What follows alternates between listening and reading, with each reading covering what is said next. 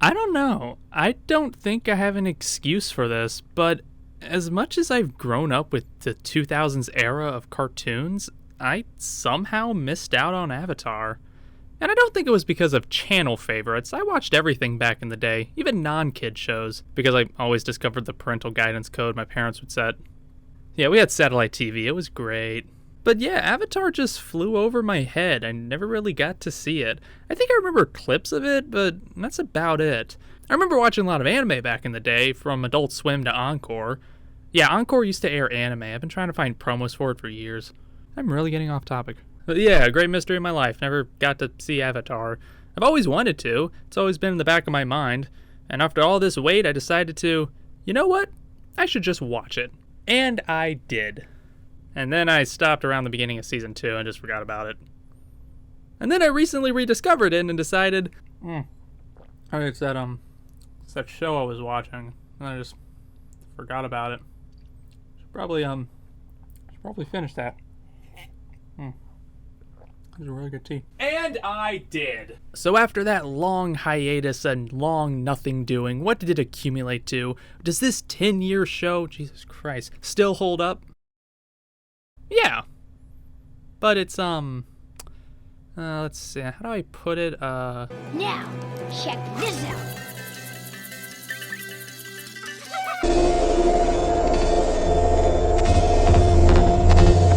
Prologue.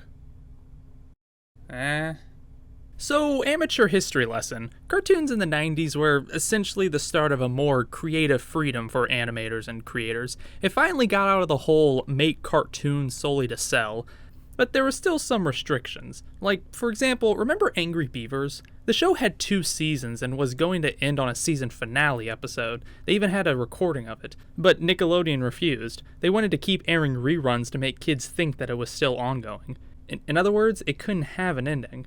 Why end a show if it's just for kids? Kids don't know any better. Kids are kids. But then the 2000s happened. The internet made information easier to spread. Sure, it wasn't as mainstream as today, but I'd argue that it was so new at the time that the only people who knew how to work it were kids. Thus, kids shows started to be more consistent.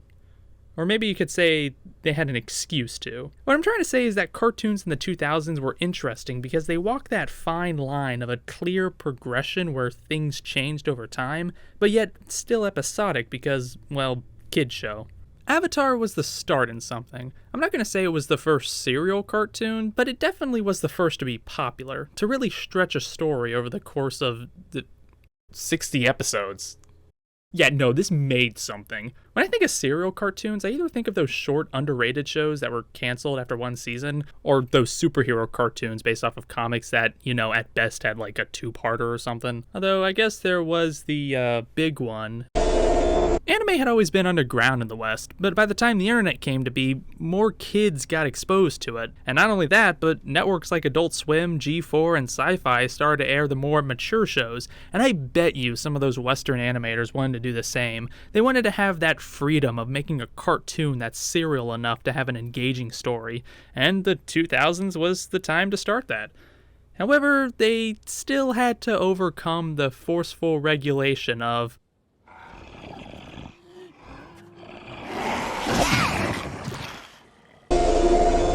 Part 1, the story. I guess. I don't really like to write parts. It's just more of like a time placer for me. Long ago, the 4 nations lived together in harmony. Then, everything changed when the Fire Nation attacked. Let's face it, the story to Avatar is simple. So simple you could summarize it in the opening. But this is not what happens in the show. Oh sure, this is the main plot, this is the thing that propels our heroes, but like I said, it's too simple to be what the plot focuses on. Sure, there are a lot of events that propel our characters into new situations, but in retrospect, most of these plot changes are kinda simple. The main characters go to this, they do that. They go here, they get that. They go there, they learn that. Yes, I know that's an unfair comparison. You can do this bit with any show. There are more complex matters that happen internally with each plot point. It's just those plot points themselves I find to be very bare bones. Okay, explaining this without an example is hard, so, like, here's an example, I guess. Remember the solar eclipse episode? The one where they go to that abandoned library out in the middle of the desert that's guarded by an owl that refuses to give information to humans because all they do with it in the end is kill each other? Humans only bother learning things to get the edge on other humans. They convince him. They eventually learn that a solar eclipse will block the sun from the Fire Nation. Wait, a solar eclipse only lasts like 2 minutes. I mean, I know it's fantasy, but come on, establish something. The owl finds out they're lying, the Fire Nation comes and attacks, but they're too late, and their flying bison is taken. Now, this episode isn't bad. It's actually one of the more memorable ones for me. It's just, think about what they take in. What has changed? Appa is gone, and they have a new plan to defeat the Fire Nation. This stuff isn't bad. It all pushes things forward. It's just, again, simple.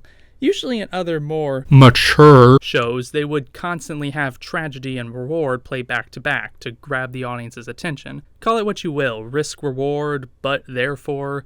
There's a bunch of video essays on it explaining it much better than this. The risk reward in this episode is they learn something new but lose something important. 2 things happen in less than 30 minutes. Compare that to other 30-minute shows. So much goes back and forth, so much gets thrown away and taken in and whatnot. Now I know what you're thinking, but that's an unfair comparison. Avatar is for kids, and these anime are for a more mature audience. I'm not saying that it being simple, that it not having much risk reward is a bad thing or even a thing I dislike. This is obviously a kid's show, and they had to do what they can to play down a plot. I'm just saying that watching this as an adult, I can kind of see the strings on the show. The Keyblade Master follows the guiding light of his inner heart beam. But that's not to say the show doesn't have more mature episodes. As each season ends, the show gets faster and faster until it reaches its boss fight. The last couple of episodes of each season are hands down my favorite just because of how much goes on. This does have a drawback though. Whenever they transition into the next season, it goes back to that episodic slow-paced style I was talking about. In other words, you get like really hyped, like, oh man, that was a good couple episodes, and then we just take a break so that Aang can make friends at school. And yeah, I know that's kind of because I'm watching it wrong. It was made for TV so that it ends on this big cliffhanger and you have to wait like in between seasons or something. I don't know, maybe it's dated or maybe streaming has spoiled me. It's still impressive to see a show that was able to tackle political upheaval on such a small scale. It made me go, oh, they're going to the Fire Nation. Oh, okay. Oh shit, they're going to the Fire Nation. Fuck, are they gonna make it? But even with all these problems, or nitpicks maybe, that's not why you watch it. Almost everyone I know who grew up with the show asks the same thing. Who's your favorite? Part 3. Character. Why am I still doing parts? There's no point to parts. It's restricted. For every time the plot drags a bit, they make up with characters. Characters have arcs that bleed in with each other. So many of these people have these spiritual quests that it plays on each other. They even play off of the plot. Even when the plot gets basic, you really don't care, for the most part, because the characters are what's continuing to be unique. Pretty much every character changes throughout the series. Katara changes from not only the smart one in the group, but the one that knows better. The one that takes care and looks out after everyone else. Zuko changes from a villain who has his head straight to a villain that's confused to a neutral guy to eventually a good guy. Toph doesn't really change that much, but hey, she's pretty cool. Hell, come to think of it, Sokka changes more than she does. And then there's Aang. You could write a whole college paper on how much he changes, on how much back and forth he goes throughout each episode. While the plot can get episodic and it feels like nothing's really happening, the characters keep progressing. For the most part. A few times it can get kinda simple, like I was saying earlier, like Aang not wanting to firebend because he slightly burned Katara. It's just kinda silly. I mean, I know what they were trying to do. I can suspend my disbelief. He doesn't want to do it again because last time it hurt someone he really liked. It's just, they make it out to look like a cut, so it's just kinda funny. But these problems in character development aren't really as common as ones you would see in the plot. Just goes to show that no matter what age rank you shoot for, the characters can still resonate with almost anyone. And that's what keeps you watching. Or, at least for me personally. What Avatar is good at, it's good at. And by the end, you may not relate to them, but you can feel for them. You just have to get through all this. tried, but no.